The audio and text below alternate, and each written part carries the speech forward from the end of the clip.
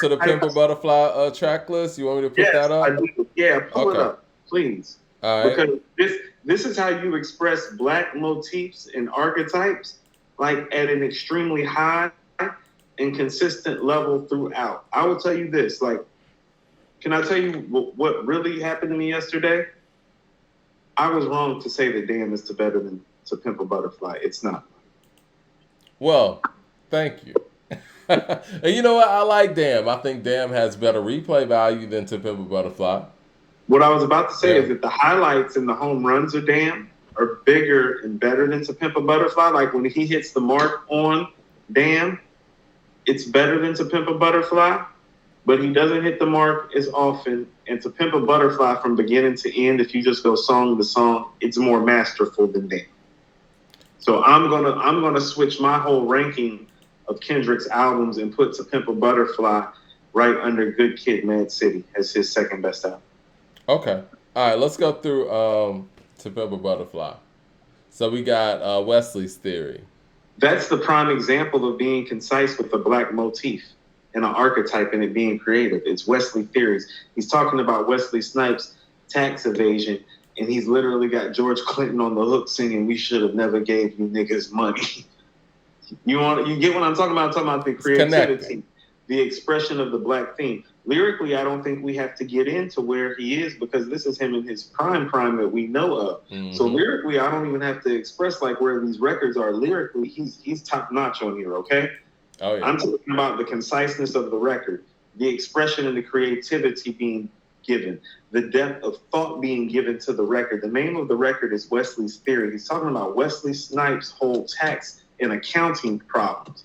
Listen to the stuff that he's actually talking about bar-wise on this record. And this is what I mean about it being concise. What you want? You a house, you a car, 40 acres, and a mule? Yeah, because he started that line there and then finished it on All Right. Dumb It Down with the super chat says, make a poll, J. Cole or Kendrick? We'll do that again. I guess we need to update that. Who knows? We do that all the time. We do that all the time. Right. What about For Free interlude? I left the interludes off. Okay. I tried to stick straight to the music. Because he was spitting on there too. I wasn't a big fan of King Kunta, to be honest. Okay, so I had Wesley's Theory rated as a 4.5 out of 5. And that's you rated him. That's right. My bad. No, I rated it a 4.5 out of 5. If you told me it was a 5 out of 5, I wouldn't totally argue with you. Okay. You know? King Kunta. I'm not big on King Kunta either, but you want to know what? Bar-wise, he's there. It's a 4 out of 5 record. You know what he is? He's concise and to the point once again on this record. Mm-hmm. He is. I keep going to the conciseness because, like you said, this Heart record, this is why these records don't make the album because they're not as concise. They don't fit the format. They don't have a theme or a motif or an archetype to carry them. LP says the Minstrel Show did what y'all are talking about better. The Minstrel Show was concise. I mean, Ninth Wonder streamed that shit together. Fonte was on point on that album. He did. Fonte is just not Kendrick, and that's not a slight. I love Fonte, and that's a North Carolina thing. I'm actually going to bring up the North Carolina thing when we talk about Fife. Institutionalized, Mike. Yeah. I like Institutionalized, and you know what? I think it's towards the bottom of this album. That's the weird part about To Pimp a Butterfly. Yep, you don't it know didn't start off strong. Okay, so but you know what? It's funny. It's funny because not to interrupt you, but when I first heard To Pimp a Butterfly, I knew I was listening to something amazing. But it continuously got better, track after track after track. Now let me ask you something. Mm-hmm. I actually think "You Ain't Gotta Lie" is the weakest song on this album. Really? That's one of my favorites. And that's the beautiful thing about this album because I had a feeling you were going to say that. "You Ain't Gotta Lie" is one of my favorites. Everything on this album is like a 4 or better. And I'm saying that for everybody that keeps thinking that I don't have positive things to say about Kendrick. Listen to what I'm saying about The Pimp a Butterfly. Every song on this album is at least a 4 or better. This album made me put him in another stratosphere. Huh? This album made me put him in another stratosphere. I think that, even me being a big fan of the Black Hippies and the whole TDE camp, I was like, yeah, he separated himself with this one. Okay, so I gave Institutionalized a 4 out of 5. What do you say? I'm with that. Yeah. These Walls is a 5. That can we talk about These Walls? These This is Walls is the best song on the, well, I changed a lot, but I think it's probably the best song on the album. I think it's the third best song of this album. I gave 3 songs on here a perfect score, and that's that of the 3 songs that I gave a perfect score. That would be the third one, in my opinion. But what I will tell you is that, well, how can you listen to These Walls and tell me that what you just heard the other day is life, or compare it like it's not even These Walls. It's not. It's not. It's not. I remember when Damn came out, and I liked Damn a lot. There's no These Walls on Damn. Yeah, I remember I was listening to Abstract Radio on Apple Music, and they played These Walls in a mix, and then I was like instantly like, yeah, Damn's not on the level of To Pimp a Butterfly. Sonically, it's just different, man. Like, again, it's like when you listen to other Outkast albums and you listen to Akumina, it's like, yeah, those albums are great, but this one's another level. Tom Annette with the super chat says, media loves nothing more than to crucify the great black entertainers. They want to label us all the same. Yeah, I mean, they're not trying to do us no favors. I definitely say that. KD with the $20 super chat, we appreciate you, sir. He says, what are y'all thoughts on Ice from Joe Budden's podcast, claiming if Joyner and Game wrote the last verse on TH5, then social media would have clowned them. In my opinion, he's right. A Nip tribute 2 years after his death is a week before the album. Come on. That's a very interesting point. They would have said Game was clout chasing. That's a very, very, very interesting point. They would have said Game was clout chasing.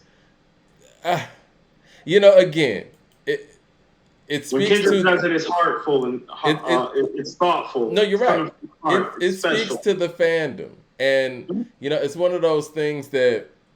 Hold on, Dumb It Down says Kendrick's lyric, Fonte's greater than Kendrick with lyric delivery and subject matter. It speaks to one of those things that like Terrell Owens used to talk about. He was like, they have to pick heroes and villains in this game. And that's what they do. And people who are heroes can do no wrong. And people who are villains, they're villainized for everything. And that's a very interesting point that if Game did this a week before the album dropped, they would call him a clout chaser. And it's very sad because Game did a lot for Nip and put Nipsey on early when he was in position. Nipsey even said that on Game's album on I love that record. What's the name of that song that's on Born to Rap? People in the chat help me out. You know what I'm talking about? The Nip record? Yeah. I know what record you're talking about. That shit is crazy. But yeah, when during the break when Nipsey was talking about how they first met. How he pulled up on Game and Game was by himself with the pistol on him. Yeah. And stuff. So if Game says any of that stuff, man, like it's warranted, man. They got a real relationship. He's really done things for Nipsey. But you're right. If Game would have done this a week before the album and did a video where he was changing his face in the Nipsey, they would have called it something else. LP says Fonte is greater than K. Dot. He does what these rappers want without having to overthink it. And he doesn't try to make it deeper than what it is. Man, y'all going hard. Everybody's going in today. Everybody's got something to say and feeling some type of way. Well, Welcome Home is the name of the song. Thank you, guys. Beautiful. Beautiful record. What I will say is that this is how the relationship goes too with the media. Because Game's not a media darling, even though he's the one with relationship with Nip. And the one probably with more stories and more like personality and to give to this record. If he were to do it, it would come off a certain way.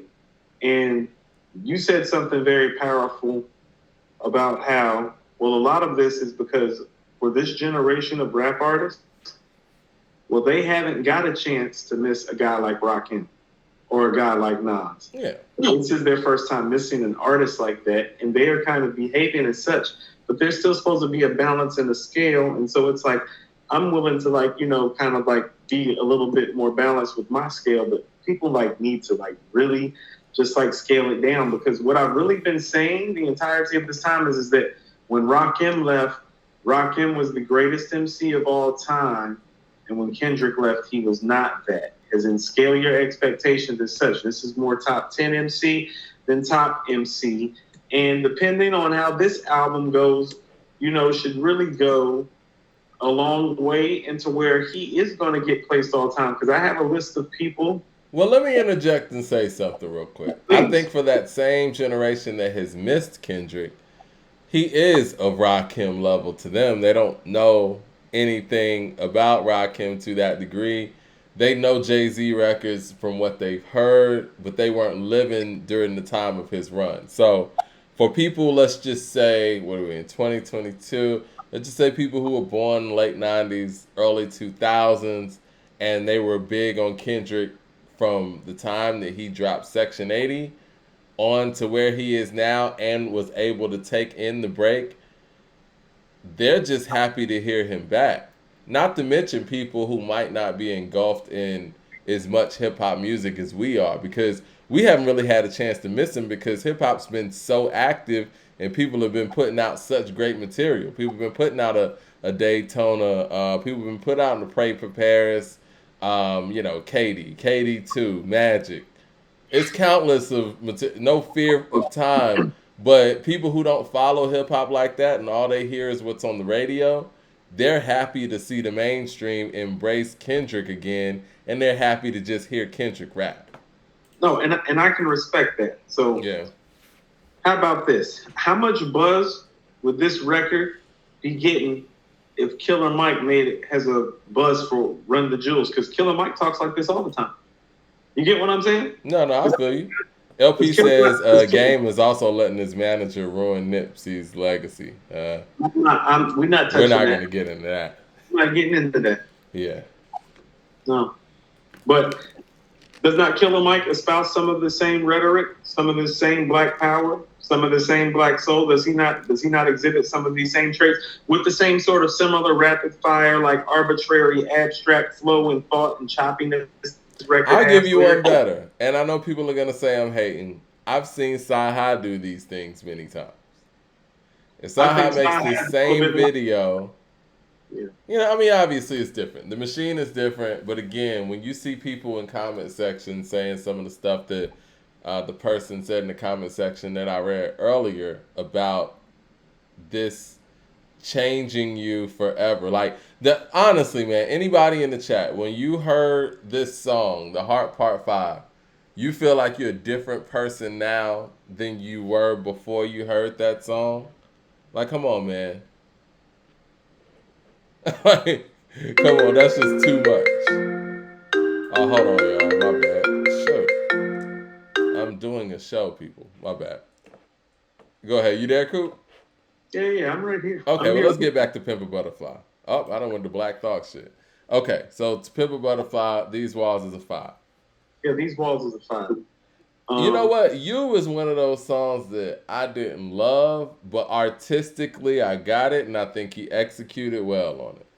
I'm glad that you stopped right there, because guess what my note is after you? This is what I mean about the replay value on here not being as high on a classic album. Because it is not on a classic album. It is rare that you have a song like this that you hear by itself outside of the confounds of playing the full player of the album that you're like, ooh. And that goes back to the whole Ozarks episode where you're hearing One Time for Your Mind by itself and you're like, oh, that's a whole vibe. It's like, You's not a whole vibe by itself. It is in the confines of this album. And I still gave it a 4 out of 5. But it's one of the weaker songs on this album, and the replay value of it is where I question it, not the artistic value, not the creative genius, not the lyrical genius. How often do you want to hear it if it just comes on randomly in your speaker? Because every time something from Illmatic comes on my speaker, it's like, I literally ask myself this, because more often than not I play it, it's like, well, do I want to hear that today? It's not a question of if it's dope enough to be played or not. It ain't like it's immediate skip. I literally have to think about it, Right. LP says K-Dot fans are like Laker fans who think Kobe is the GOAT but never seen Michael Jordan play. In their eyes, they're seeing the greatest ever. And I say that about certain LeBron fans too. If that's all you've seen, I'm not mad at you for saying he's the greatest. Or saying that, he's better than Jordan, which I don't think he is, but for people that came up in the LeBron time, he is. Vincent Hughes says K-Dot wishes that he rapped half of Killer Mike with half of Killer Mike's passion. Excuse me. So All right. What did you give All Right? listen to what I'm about to say about All Right. This is probably my sneaker thing on the album because I'm like you. I wasn't really always a big fan of All Right. Listen to the reference I'm about. Listen to the reference I'm about to make. When I actually go back and listen to this album in retrospect now, this album needed it because All Right connects the album to the masses. It does, and it was timely too. You know what I'm saying? I've made a lot of boxing analogies, so if I were to call this a shot, I would call this Joe Frazier's hook. Like, it's one of the most devastating punches ever, but it's very understated. And listen to what I'm about to say. It is one of the better mic performances that you will find on a massive hit single, which makes it Rakim-like. I was gonna say Tretch of Naughty by Nature like, but I'm okay with that one too. No, it's lyrically Rakim-like in terms of how concise and the message, like almost, like people understand. So Rakim's biggest hits is some of his most lyrical stuff too, like Follow the Leader, Let the Rhythm Hit Him. I Ain't No Joke. Well, I think too, man. I think the timeliness of this album. We talking about 2015. Yeah. Correct. Wow, 2015. I can't believe it's been that long. 2015. And obviously, Ab-Soul, who's my favorite member of TDE personally, like he's really on some conspiracy theory type of rap stuff. And I dig that, right?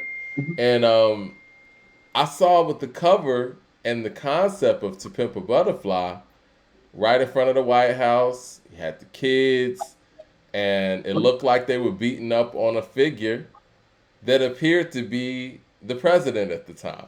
Right? Isn't that what you got from it? More or less. All right. And then you get songs like this. You get messages like that are throughout this album. And this is, mind you, before Kendrick's in the White House. And then after this, you see him shaking hands with that president in the Oval Office. And it's like, okay, well, did you really mean this stuff? I don't know.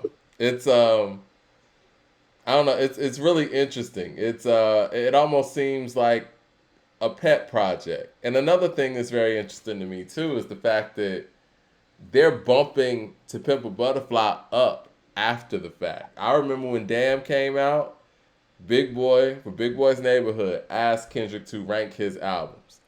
He had To Pimp a Butterfly at the bottom, it was third. It was Good Kid, Mad City, Damn, and then To Pimp a Butterfly in the Section 80 or something like that. And I was kind of disappointed. Like, I knew that To Pimp a Butterfly was, the number one. I mean, he put the most into it, to me, for my ears.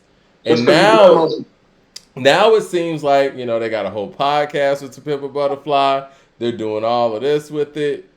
And basically how he's approaching, the Heart Part 5, sounds like he's going back there, where it's almost like they're elevating To Pimp a Butterfly again. MSN, they ranked his albums. They put To Pimp a Butterfly at number 1. And I'm like, okay, I see what's going on. I will tell you that part of, I think, the focus and why this album is going to feel more like To Pimp a Butterfly than Damn is that I think To Pimp a Butterfly is more who he aspires to be at the inner core artist of him, for one, okay? Right. Who he aspires to be is more on To Pimp a Butterfly than on Damn, because I think what you'll find on Damn, and we're going to get the Damn too, what's really special about Damn is the mic performances, not the creativity necessarily. And I think he is somebody that has always been more concerned with how he creatively pitches the whole, which is why songs like The Heart Point 5 really connect more, because they have a visual aid to go with them, because he is somebody who is brilliant at creatively putting the whole package together in the way that very few hip-hop artists are, which is a great trait to have. But when we're just going down to rating the quality of the music, it's not going to make To Pimp a Butterfly. It might make Damn and barely that. So let's go to For Sale and Mama. What But do you hold think on, of real those? quick. I think I went on that whole tangent because my thing is he felt the need to make a song like that. And it wasn't because things were going great. And I think that in retrospect, that's why it's funny that I'm like, damn, 2015, you would think that a song like All Right was made in the Trump administration, right? I think, I don't know. The It, youth was anti-establishment before it that. still feels organic. It still feels Of course organic. it's organic. It's Yeah. real until you Yeah. become a part of the establishment. And like I said, the cover for To Pimp a Butterfly was very No, anti-establishment. I get all those things. I still don't.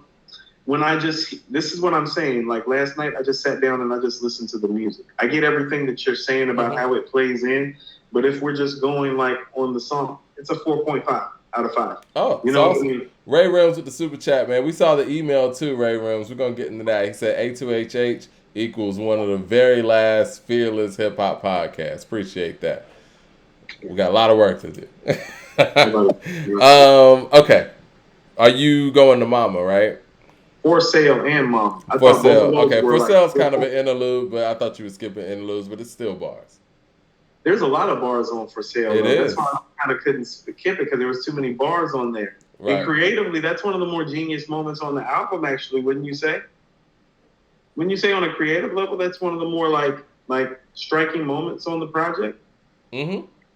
Yeah, so I gave that a 4.25. And the I same think thing this is where the project starts to get even better. Okay, so we're right there. So on Mama, so like For Sale's like a 4.25, but on Mama it's a 4.25, but it feels like steam is starting to pick up on this project, doesn't it? Mm-hmm. And it's crazy to say because we've passed these walls, we've passed All Right, and it's picking up steam. Correct. That's classic stuff. It is. That's classic stuff. Hood Politics. What do you say? What do you think of Hood Politics? Hood Politics is one of my favorite songs on the album. Like when I just listen to the album in a vacuum and I'm like, I want to hear a song off of To Pimp a Butterfly, that's the song I go to. Because we've spoken on it before. To Pimp a Butterfly is one of those albums where you have to listen to the whole thing.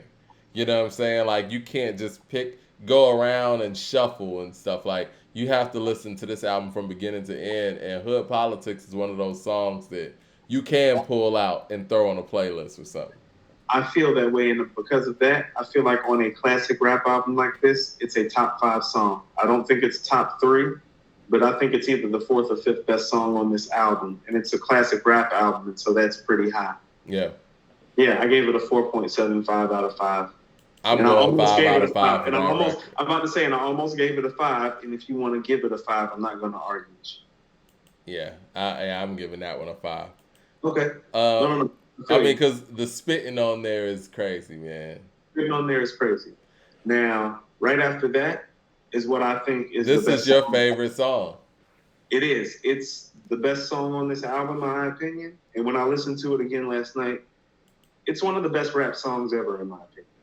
How much a dollar cost? I feel that way about it. It's chilling. These are my notes. It's chilling. It's flawless. The ending is one of the best endings to a rap song ever. And Ronald Isley makes the moment even more special. And it's already super, super special. Imagine. Close your eyes and imagine. If there's nothing on KD1 or KD2 that's better than this record, since people think that I'm biased. There's nothing on KD1 or 2 that's better than How Much a Dollar Costs. Not even. Close your eyes and imagine that Sunday Kendrick released a video and we had never heard How Much a Dollar Costs. Right. And it would be this song with that imagery. That's life. People would be going bananas. No, I would understand that. That's life. Like, this record is one of the best rap songs ever made. Period. That's how I feel about it. It's like beyond the 5 for me. Complexion. How you feel about Complexion? I wasn't a big fan of Complexion. It's cool. And, you know, Pete Rock's on it, man. You know how I feel about Pete Rock and Rhapsody. It's cool.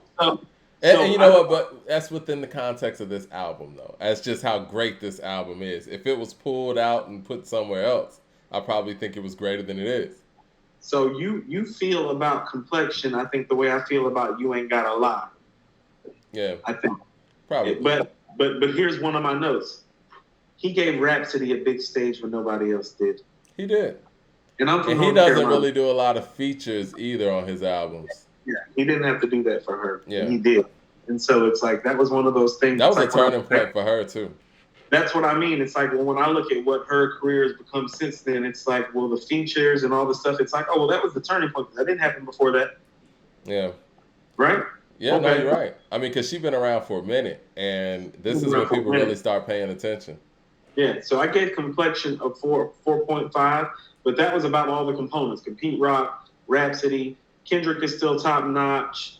The beat, the beat isn't like, some of his best stuff, but it's still there, Blue Collar Hustle says we need to be fair when comparing certain albums. To Pimp a Butterfly is a concept album, whereas Illmatic is not. To Pimp a Butterfly is more comparable to Nas's Untitled. No, I don't find that to be true at all. I don't find the Untitled album to be in the realm of being discussed with To Pimp a Butterfly because of that. I guess on a quality level, but he's talking about, I guess, from a conceptual level. Yeah, but conceptually, it's not fair to compare albums that don't execute on the same level. It's like if you feel like the Untitled album is conceptually like in the same realm as To Pimp a Butterfly, and I don't totally agree with that, although I get what he's saying, it's not executed nearly to the same level for it to even be a discussion of relevancy. You get what I'm saying? What is there to discuss in on an album where, quite frankly, I don't know if Nas has a track that is a 5 for 5 on there. You get what I'm saying? Like, I don't know if there's a 5 on there. Yeah. So it's like, why would we discuss that? When the this Black album has 4 or 5 5s on it, maybe. I don't know. It just doesn't make sense to discuss it. The Black of the Berry. The Black of the Berry. You love the Black of the Berry, don't you? I do, man. That was the first song I heard from this album. I think it is. Is that Boy Wonder? Or is that Hit Boy? One of the two. I think it's Boy Wonder. But that's the beat.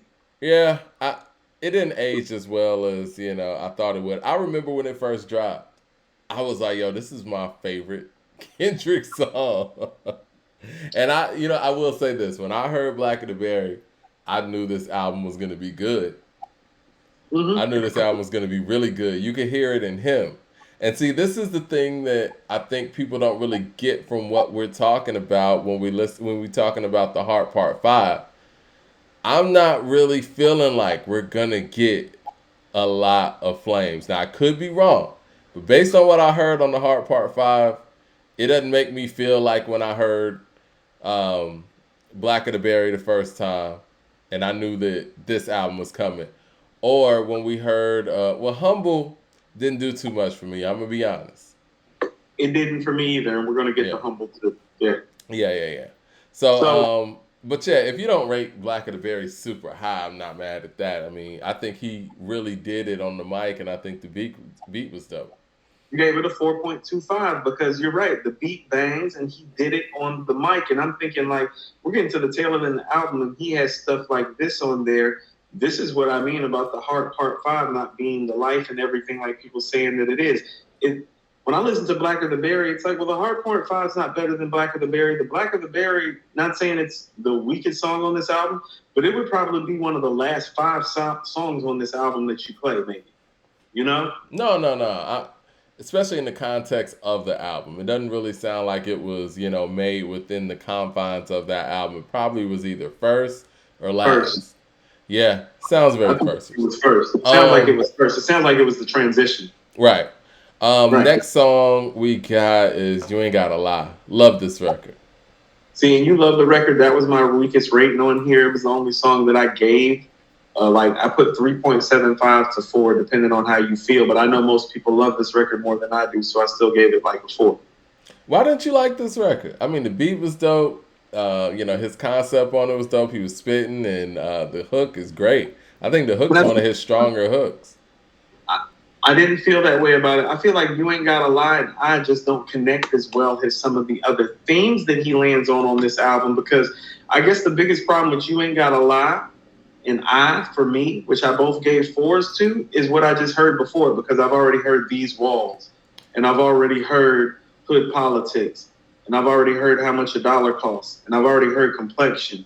You know, I've already heard Black with the Berry. So it's like when those 2 records came on, it's like, oh, well, it's not just what I just heard. Like, it's literally not the 4 or 5 songs that I just heard before. And I think maybe that's the problem with those records. I feel like maybe if You Ain't Gotta Lie was further up, maybe I might have felt better about it. I don't know. Mike 100 says, Coop on Untitled, Nas rapped from a professor perspective. Kendrick rapped from Cube perspective. I'm talking about the movie Higher Learning perspective. Okay. Nas is not rapping like a professor on Untitled. He's not. You know what? I was listening to. This is what I mean about how I'm not biased. Hold on, what you mean? You're rapping like? No, he's not. Like the We Make the World Go Round with the Game and Chris Brown does not sound like a professor. Listen, Donnell said something I was gonna say. Nigger is a 5 out of 5. I love that record. That shit is crazy. Okay, maybe Fried Chicken might be great. I like Fried Chicken with Busta Rhymes. I thought that was good. Fried Chicken too. But yeah, that Nigger, we are. I feel what you're saying. I don't know, Mike. I liked it. I didn't love it. It was dope. Yeah, another person said Nas, the Slave and the Master, 5 for 5. Yeah, I'm with that. I love that. You went to the Master 5 out of 5. I always like Fried Chicken more than that song, but those are the 2 best songs on the album, though. Now, this, in my opinion, this is the most brilliant moment on To Pimp a Butterfly. Because the first song they put out was I. It got mixed reviews because he was coming off of Good Kid, Mad City, and people didn't love I. But to put the live version on the album, I think was the most brilliant moment on To Pimp a Butterfly. The live version is awesome. Much better than the actual recorded version. It's one of those things like with Common and the Food being on B. Because if you hear the real recorded version of The Food, it's not the live, Dave Chappelle version. So to put that version on the album was brilliant. That makes you a perfect score. In a way where if the regular I would have been on here, this album would have dropped off. This is what I mean about connecting. It goes back to what you just said. If you put the original version of I on here, that doesn't connect, does it? Mm-mm. If you put the original version of The Food on B, it doesn't connect, does it? Nope. This is what I mean about it's not just about the words. It needs to connect. Yeah. This is it. I don't have anything else to say other than that. That's it in a nutshell. Ray Realm says Untitled is in my top 5 Nas albums ever. People love Untitled, man. I'm gonna go listen to it on my road trip. I'm gonna hit the road in the morning, but yeah, I'm gonna listen to it. I'm adding that to the list. You have to do that to yourself. Mortal Man, love this record. Listen to the Untitled album when you're feeling awake, not when you're feeling sleepy. You don't want to fall asleep at the wheel. It's very problematic. Okay, what did you give the live version of I? I gave it a 4 out of 5 because I still remember the original version. And it's like, no, you're right. Creatively, great move, but it's like, still saving face because that first recorded version didn't slap like that. No, real talk. Mortal Man. Mortal Man to me is the second best record on this album after How Much a Dollar Costs. Actually, I think it's a 5 out of 5, and it made. And I'm sitting down, and obviously it's late at night, but I'm thinking to myself, listen to what he's saying about being a fan of music. Make room for mistakes. Make room for depression. I was thinking well, damn, he's right. He said, listen to what he says. I hope my flow stays propelling. It's like, well, it has because people are attacking me about it. You don't even have to worry about that. It's been 5 years. Oh, no, your flow has stayed propelling. And then he said something that I was like, you know what? What the hook say, Mike? When the shit hits the fan. Are you still a fan? Are you still a fan? And I was like, you want to know what? I'm going to stand down. And I'm going to tell you why I'm going to stand down. Because if I don't stand down, it's not fair to the culture because people are going to think that I'm not going to rate him fairly. And I would never do that to him. No, real. I would never, ever not rate him fairly and honestly. I would never, ever fucking do that. It's about the music. It's about the culture. Yes. It's not about how I feel. And if I have to stand down for people to respect the rating that we're going to give on Friday, I'll do that every time. The bottom line is, man, we want people to make great efforts. So this is me standing down, and it took me listening to one of my favorite Kendrick records to get me to stand down, because this is probably one of my 5 favorite Kendrick records. I think this is one of his 5 or 6 best records. You know, we want people to make great records. You know what I'm saying? That makes what we're doing even more gratifying and more exciting. And at the end of the year, we get to wrap this up and put it in a yearbook. It makes our yearbooks better. So yes, we want Kendrick to make great music, and we want this album to be incredible.